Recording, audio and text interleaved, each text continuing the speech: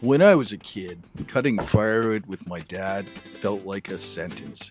Cold mornings, heavy rounds, the constant bark of the saw. I remember dragging my feet, counting the minutes, wishing I were anywhere else.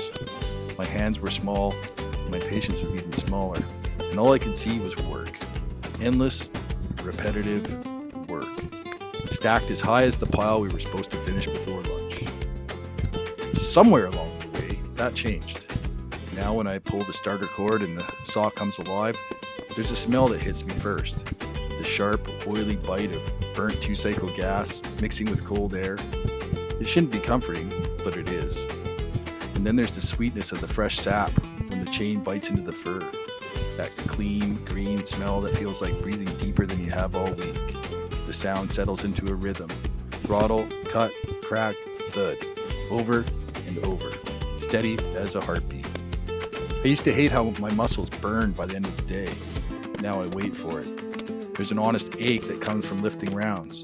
Splitting clean, stacking tight. Your back complains, your forearms throb, but it's the good kind of pain. The kind that tells you you've earned your supper. The kind that quiets the noise in your head. You sleep deeper after a day like that. What I didn't understand as a kid was what my dad was really teaching me. Not just how to run a saw or read the grain of a log, but how to work with intention. A good firewood cutter always cuts more than he needs, because winter doesn't care about your plans. But he never wastes a piece. Every offcut gets stacked, every crooked chunk finds a purpose. Waste isn't thriftiness. It's disrespect for the work, for the tree, for the time you spend earning it. Standing there now, saw cooling, steam rising from fresh cuts, I feel something click into place. Like this is exactly where I'm supposed to be, doing exactly what I'm supposed to be doing right now.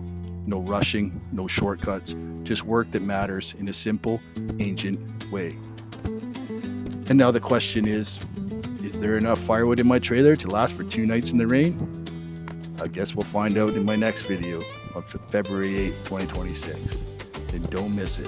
And you know what I always say, stay dirty, stay dusty, and stay in the bush.